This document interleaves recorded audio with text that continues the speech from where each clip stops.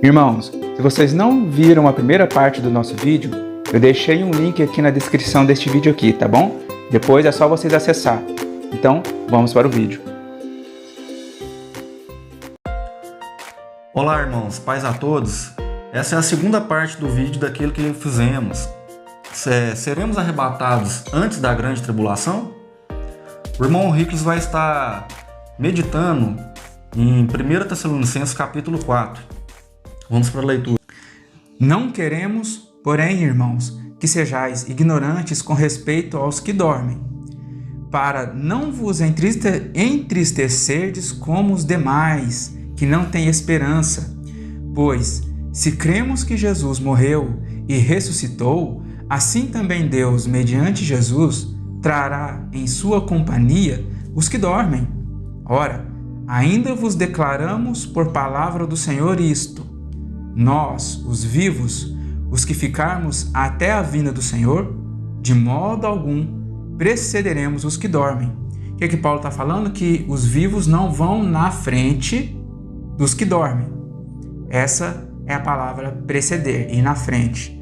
Porquanto o Senhor mesmo, dada a sua palavra de ordem, ouvida a voz do arcanjo, presta atenção, e ressoada a trombeta de Deus, descerá dos céus, e os mortos em Cristo ressuscitarão primeiro. Os mortos em Cristo ressuscitarão primeiro. Depois nós, os vivos, ele se incluindo aqui como os vivos, é uma figura, é um jeito de falar, tá bom? É uma figura de linguagem. Ele não está colocando que ele vai estar vivo na época, porque Paulo conhece os tempos. Então nós, os vivos, os que ficarmos, seremos arrebatados juntamente com eles entre nuvens para o encontro do Senhor nos ares, e assim estaremos para sempre com o Senhor. Aí o texto, né? O principal desejo do coração dele era: consolai-vos, pois, uns aos outros com estas palavras. Então tá, irmãos. Vocês viram que Paulo foi bem detalhista na ordem das ressurreições. Ele diz que os vivos, os que tiverem os corpos transformados, não precederão, não passarão os que tiverem mortos. Primeiramente, os mortos serão ressuscitados e subirão. Depois, os vivos terão os corpos transformados e também subirão, num momento. Aí o que acontece? Isso tudo vai acontecer depois de ressoada a trombeta de Deus. Aqui seria a trombeta de Deus. Como a gente leu em Mateus, lembra? Mateus 24, que Jesus viria com um grande clangor de trombetas. Aonde que ia discorrer essas trombetas? Em qual livro que teria? Qual que é o livro da Revelação? Apocalipse. Lá tem 7 trombetas, certo? Os pré-tribulacionistas, né, que ensinam que em 1 Tessalonicenses 4 não é a mesma trombeta de 1 Coríntios 15. Isso é impressionante. Essa linha pré, irmãos, ela é tão complicada e de entender. Olha só para vocês verem. Jesus ele vai vir em um ato único. A Bíblia diz que todo olho verá. Se tiver ressurreição antes da grande tribulação, 7 anos, como é dito, então teria que ter duas ressurreições. Duas ressurreições. Como que ia ter 2 toques de trombeta? Paulo nunca falou isso. Ia ter que ter 2 ressurreições. E no dia do juízo, mais uma ressurreição. Então 2, uma antes da grande tribulação, uma depois, que é quando Jesus vem, né? Ou seja, uma antes, Jesus invisível. Todo mundo subindo. Não tem isso na Bíblia, não. E depois, e a outra ressurreição, que é para juízo do trono branco? Porque tem uma ressurreição lá. Lá seria a ressurreição para quem for condenado receber o dano da segunda morte. Sim. Entendeu? A igreja é livre dessa parte. Então são só 2 ressurreições. A de Cristo e a ressurreição do trono branco. Só 2. E a do trono branco é depois de 1000 anos ainda, é depois do milênio de Cristo. Para a igreja não tem condenação nenhuma. De forma alguma tem ira para o povo de Deus. Pelo contrário, a igreja participará do julgamento, irmãos. A igreja assentará naqueles tronos lá. A igreja, o povo glorificado de Deus é que vai participar. Lembra que Paulo fala? Vocês não tem nenhum falando para Coríntios, né? Não tem nenhum de vocês sábios aí? Não sabeis que vocês hão de julgar o mundo? Então é isso que ele fala, vão julgar até anjos. Para finalizar essa parte de ira, tribulação é ira de Deus ou é ira do inimigo? Lê Apocalipse 12. Isso. Onde Satanás, que é um ser do céu, é lançado na terra. O anjo lança ele para a terra em guerra, o anjo Miguel. O arcanjo Miguel. Ele passa a autoridade dele toda para a besta do mar, que está em Apocalipse 13. Né? Isso. E depois vai ter o falso profeta, a besta da terra. E ali Satanás sabe que tem pouco tempo para ele. Satanás é o príncipe desse mundo. Isso. Então a ira é toda dele. Você me mandou para a terra. Ele sabe que vai perder o seu poder. Sabe que vai perder. Então ele vai declarar toda a guerra. Irmãos, o irmão Luiz aqui fez um vídeo, está no nosso canal, Apocalipse 12. A ira é a primeira parte, a tribulação é a ira do inimigo. É a ira do inimigo e ponto. Depois vem Deus em resposta à ira do inimigo e castiga a terra. Castiga os inimigos, castiga os ímpios, aqueles que rejeitaram a pregação, aqueles que aceitaram a marca. Entenderam? A resposta, a ira de Deus é a resposta da ira do inimigo. Essa linha pré, né, de arrebatamento antes da grande tribulação, que é o tema do vídeo, diz que tribulação é em resposta ao povo judeu e somente para eles porque não aceitaram a Cristo. A igreja não pode sofrer. Ou seja, a Bíblia diz que nem todos vão morrer na grande tribulação e essas pessoas, o cristão, não somente o judeu, mas o cristão que ficar na grande tribulação, ele vai ser salvo pelo seu próprio sangue. Ou seja, não é pelo sangue do Cordeiro, que lavaram as suas vestes no sangue do Cordeiro, como diz Apocalipse. É pelo seu próprio sangue. Não está estranho isso aí? E outra coisa, há somente a um que o detém. Esse aí vai ser o tema, vai ser um tema do próximo parte que a gente vai ler aqui, né? A gente vai ver isso agora, palavras trocadas, traduzidas erroneamente, mas não é pouco errado, é 100%. O que o irmão falou aqui é que os pré-tribulacionistas não conseguem enxergar a igreja, aquela mulher de Apocalipse 12, como a igreja. Eles não conseguem entender que a igreja está sendo levada com asas da grande águia para o deserto, longe da vista da serpente. Ela não foi arrebatada, irmãos. Ela foi com proteção divina, né, com as asas da grande águia, o mesmo evento que aconteceu em Êxodo 19. Deus carregou o povo de Israel longe do dragão do mar, que é Faraó. Deus chama Faraó de dragão do mar. E por incrível que pareça, no Apocalipse 12 tem o que lá? Tem um dragão que persegue uma mulher. Irmãos, acorda, entendeu? Eu estou falando para os que ainda estão dormindo concernente a este ensinamento. Que isso é bíblico, o que nós estamos falando aqui é bíblico. A igreja está fugindo para o deserto, longe do sistema, que é a grande Babilônia, né? Se a gente for estender aqui, a gente fala mais meia hora. Porque esse povo não vai poder estar tocando em nada impuro.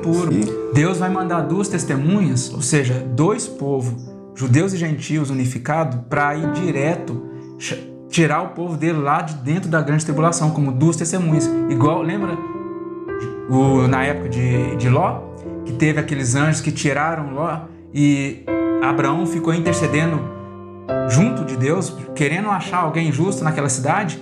Se tiver 50, você vai destruir a cidade por causa de 50. Se tiver 40, se tiver 35, 30, e foi só abaixando a ponto de ter quem? 5, 6. Eles usam muito aquela parte do dilúvio, né? Que Cristo fala do dilúvio. E essa parte que você falou de Ló seria semelhante àqueles dias. Isso. Mas Ló, ele foi arrebatado? Ló não foi arrebatado. Ele foi arrebatado antes da ira, a ira de Deus. Aí a gente seria arrebatado. A ira veio fogo, enxofre, mas arrebentou com tudo. Então, o que aconteceu? Antes, Jó já estava sendo afligido, Ló, né?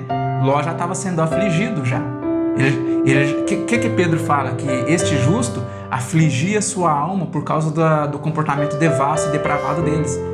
Lembra? Lê Pedro, a carta de Pedro. Pedro fala que Ló já afligia sua alma, ou seja, ele estava sofrendo aflição, angústia, por causa do comportamento devasso deles.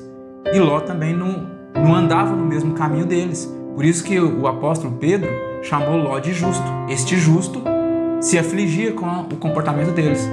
Entendeu? Vocês têm que saber, irmãos, vocês têm que saber e fazer essas conexões. Entenderam? A pessoa não é salva a vida inteira, e na tribulação ela vai converter. Aí a Bíblia chama ela de santos, que vão cantar um canto. A vida inteira tal, não se converte, e na tribulação em 3 anos e meio vai se converter, irmãos. É claro que vai ter um povo, as nações vão entrar, Deus vai ter misericórdia e vai adentrar para o reino de Cristo, mas como nações, descendentes de Sem, Cã e Jafé. Ou seja, não vai ter o corpo glorificado. Serão nações, serão regidos pela igreja, né? Sim. E pelo Rei dos Reis, que é Jesus. Vamos para a leitura agora em 2 Tessalonicenses, do capítulo 1, dos versos 6 e 10. Sim, irmãos, o que vai falar nessa leitura aqui? Vai falar que Deus vai pagar com chamas de fogo àqueles que atribularam o povo de Deus. Deus vai pagar agora sim com ira. Vamos ler então, o irmão Luiz aqui vai ler, tá bom, irmãos? Versos 6 a 10. Se de fato é justo para com Deus que lhe dê em paga a tribulação aos que vos atribulam, e a vós outros que sois atribulados, alívio juntamente conosco, quando do céu se manifestar o Senhor Jesus com os anjos do seu poder, em chama de fogo, tomando vingança contra os que não conhecem a Deus e contra os que não obedecem ao Evangelho de nosso Senhor Jesus Cristo. Estes sofrerão penalidade de eterna destruição, banidos da face do Senhor e da glória do seu poder, quando vier para ser glorificado nos seus santos e ser admirado em todos os que creram naquele dia, porquanto foi crido entre vós o nosso testemunho. Irmãos, então vocês repararam que sempre que aparece a vinda de Jesus, está relacionada também com a vinda com os anjos do seu poder? Irmãos, não existe igreja ficar, ou certas pessoas ficar fora das bodas. Entendeu? As bodas é o casamento da noiva com o cordeiro, não tem como ficar de fora. Bem pensado. Tá vendo que essa linha pré confunde isso? Porque quem ficar na tribulação vai ficar sem bodas também, mas depois vai ser salvo. Todo mundo lá vai estar festejando, e uma parte que é o corpo de Cristo que iria arrepender vai ficar na grande tribulação? Não. Aqui Cristo está vindo com o seu povo para vingar com ira aqueles que foram atribulados e lançar no lago de fogo, como diz lá em Apocalipse. E essa besta não é somente um homem. Ali são várias nações marcadas, seladas. Não tem o povo de Deus que é selado com o Espírito Santo, o nome do Pai e o nome do Filho. O Espírito Santo gera em nós o nome do Pai e o nome do Filho. O nome do Filho, que é o Espírito Santo. O Espírito Santo. Que não sai da terra também, a gente vai explicar depois. Mas neste tempo, o Cristo vem com a sua igreja para vingar e lançar a besta e o falso profeta no lago de fogo. Por quê? Porque eles estavam sendo atribulados, irmãos. Eles estavam recebendo tribulações. Irmãos, então nós vamos ler 2 Tessalonicenses 2, do 1 ao 10. E eu quero que vocês prestem bastante atenção nessa leitura, tá bom? Porque ela será decisiva para nós entendermos agora alguns erros de traduções, tá bom? Então, verso 1 diz assim: Irmãos, no que diz respeito à vinda de nosso Senhor Jesus Cristo e à nossa reunião com Ele, nós vos exortamos a que não vos demovais da vossa mente com facilidade, nem vos perturbeis, quer por espírito, quer por palavra, quer por epístola, como se procedesse de nós, supondo tenha chegado o dia do Senhor. Ninguém, de nenhum modo, vos engane, porque isto não acontecerá sem que primeiro venha a apostasia e seja revelado o homem da iniquidade, o filho da perdição, o qual se opõe e se levanta contra tudo que se chama Deus ou é objeto de culto, a ponto de assentar-se no santuário de Deus, ostentando-se como se fosse o próprio Deus. Não vos recordais de que ainda convosco eu costumava dizer-vos estas coisas? E agora sabeis o que o detém, para que ele seja revelado somente em ocasião própria. Com efeito, o mistério da iniquidade já opera, e aguarda somente que seja afastado aquele que agora o detém. Então, será de fato revelado o iníquo, a quem o Senhor Jesus matará com o sopro da sua boca e o destruirá pela manifestação da sua vinda.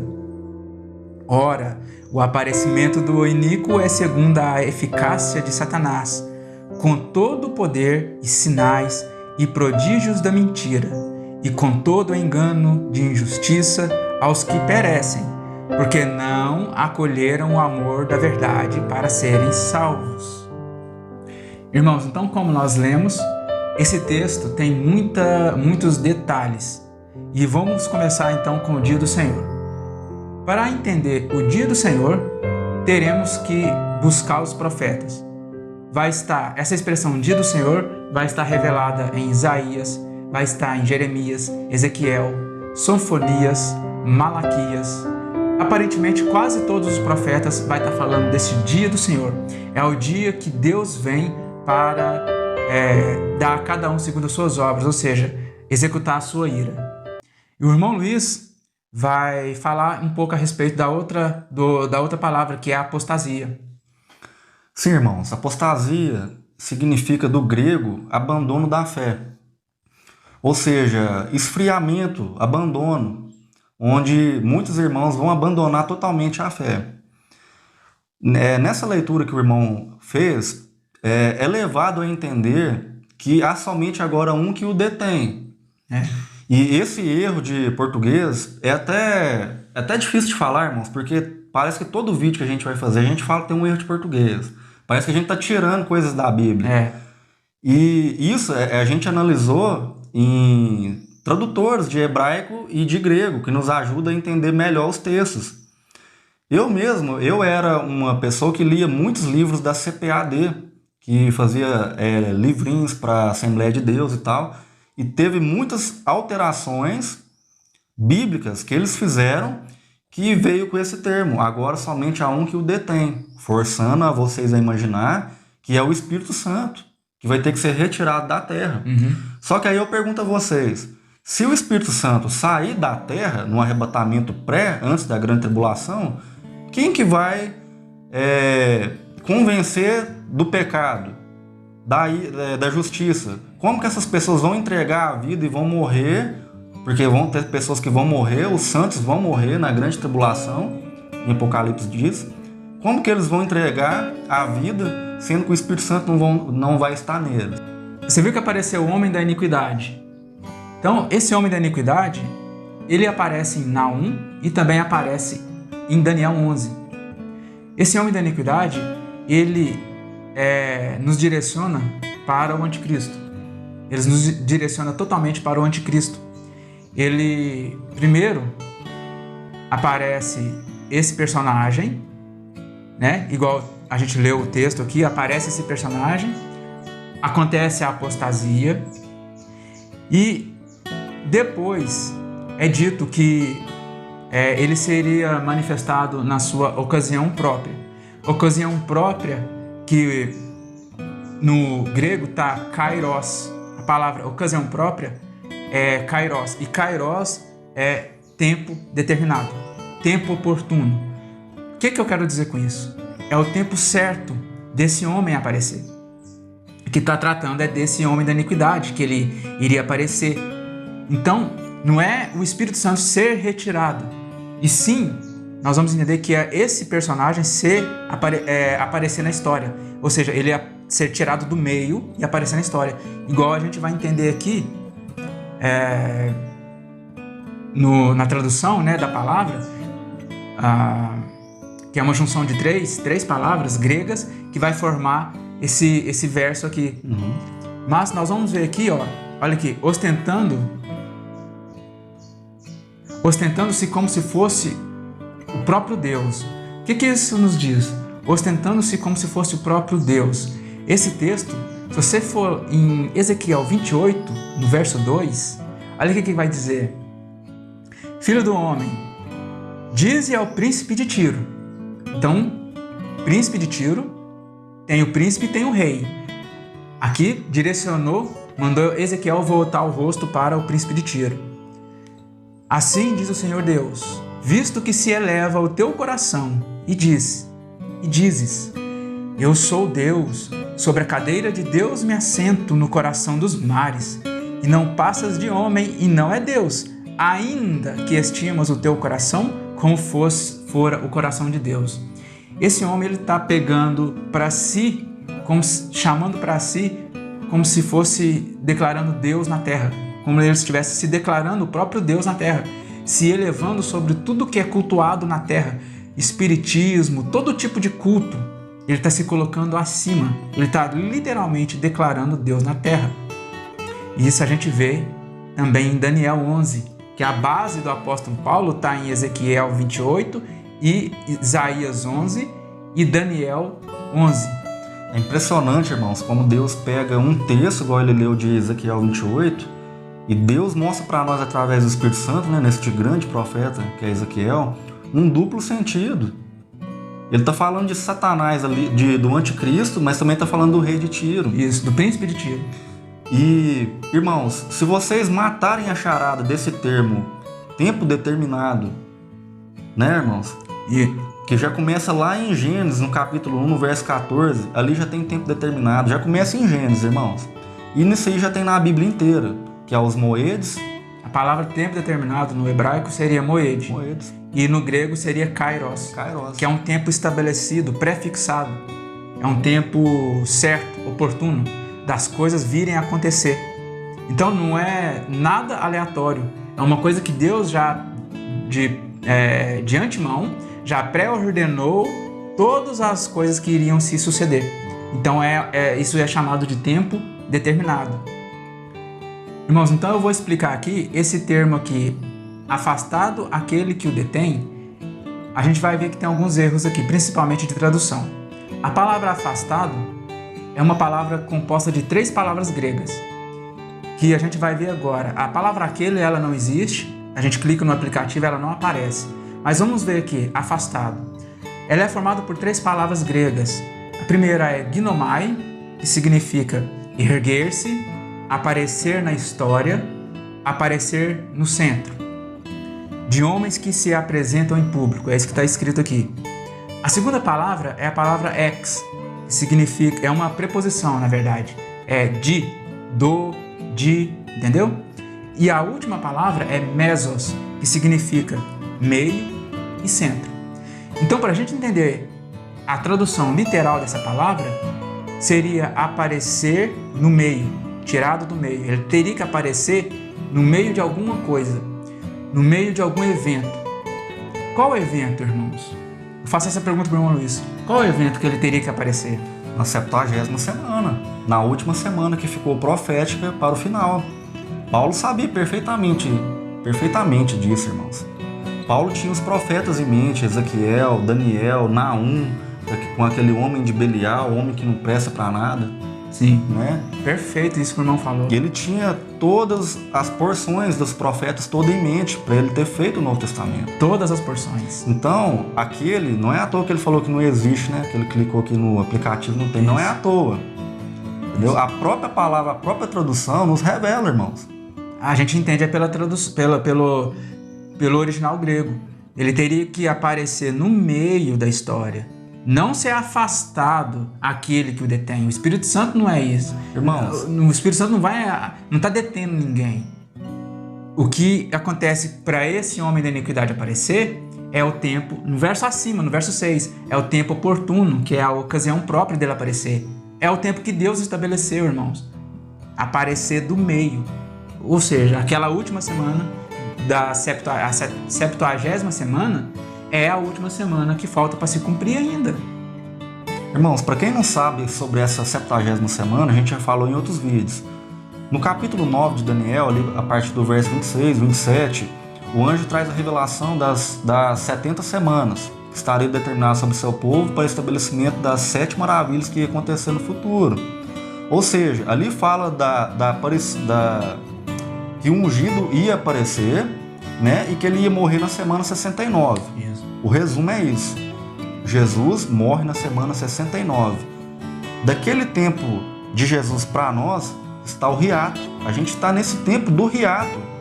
E essa última semana profética, que cada semana são 7 anos, ficou para o final. Ficou para o final. E esse homem do pecado, o iníquo, a qual Paulo sabia dos tempos determinados, ia surgir na metade dessa semana. Isso. Tanto que olha para essa estátua que vai aparecer aí para vocês. Da mesma forma que tinha esses braços, né, que eram os medos e os persas, que foi um reino dividido, né, também teria as pernas de ferro, teria que se dividir. Sim. No tempo de Paulo, Roma não tinha se dividido. Isso, era só Roma Ocidental. Ela teria que se dividir, expandir o seu império para Roma Oriental. No tempo de Paulo, era a perna de ferro. Não tinha as duas pernas formadas ainda na história. Deus deu a profecia para Daniel com ela formada toda, do começo ao fim, até os dedos de barro e ferro. Mas na história, Paulo estava apenas na parte da perna de ferro do lado ocidental. Simplesmente assim. Ainda faltaria a parte da perna oriental, ainda faltaria os pés de barro e ferro e depois os dedos. Então nós, irmãos, sabemos, porque em Daniel capítulo 12 diz que os sábios entenderiam a respeito dos tempos. E lá o anjo fala para Daniel que isso era para o tempo do fim. Tempo do fim. E Paulo, com Daniel em mente, sabia que Roma teria que se dividir. Paulo sabia da destruição que ia ter que vir sobre Jerusalém. Ele não sabia que era no ano 70. Isso. O ano ele não sabia, mas ele sabia que ia ter destruição. Aquelas determinações iriam se cumprir. E Sim. não no tempo dele. E nós, como estudiosos da palavra, temos que entender que as pernas de ferro não foi só Roma. Teve ali também o Império Otomano, teve essa divisão. Isso. E Paulo, em mente, olha só para você ver como que ele não esperava a volta de Cristo naquele tempo. Em Daniel 2, diz que a rocha, que é Cristo, bate nos pés. Nos pés. Então Paulo estava na perna. Estava na perna ainda. Na perna. Então isso já elimina esse arrebatamento secreto. Não tem como, não se sustenta. Tanto que no texto que a gente leu, Paulo dá consolo para eles, né? Que estavam ali andando tristes e tal, sobre os que dormiram em Cristo, e Paulo dá o consolo. Então, a gente está nesse tempo dos pés, irmãos. Entendeu? A gente está chegando no fim. Deus tem levantado irmãos para pregar e anunciar isso para que vocês acordem. E eu peço a vocês, irmãos, se você crê nessa linha de arrebatamento secreto, linha pré, abandona isso para que você possa seguir em frente e ter revelações do Senhor. Irmãos, olha aqui como a mente do apóstolo Paulo, estava 100% conectada com os escritos dos profetas. Olha o que ele falou na sua carta, nesse texto que a gente leu, que Jesus ia matar o ímpio com o sopro da sua boca. Onde que vai estar essa referência? Ele tirou de algum lugar. Ele não simplesmente imaginou. Vamos ver Isaías 11, o verso 4 apenas. Olha o que diz o verso 4. Mas julgará com justiça os pobres. Quem que vai fazer isso? Jesus, né? E decidirá com equidade a favor dos mansos da terra. Ferirá a terra com a vara de sua boca e com o sopro dos seus lábios matará o perverso. Tá vendo? De onde que a gente tira essas revelações? O próprio apóstolo Paulo fez referência para a gente ir nos profetas. Assim como ele aprendeu do mestre dos mestres, que é Jesus. Também nas falas de Jesus estão as palavras dos profetas, porque lá tem luz. Pedro também fala, né? Que vocês fazem bem em atentar para as palavras dos profetas, porque lá tem luz. Essa mensagem pré, irmãos, os danos que ela causa são muito, eu vejo até terríveis. Você imagina um pregador ensinando isso e depois a pessoa vai confortável para a casa dela, eu vou comer meu hambúrguer, eu vou comer minha pizza após o culto, eu tô tranquilo no meu carro, na minha casa, e depois vem o dia, te pega de surpresa. Como diz a parábola das virgens. Isso. Certo? Só que... pega você sem azeite de ouro, irmãos.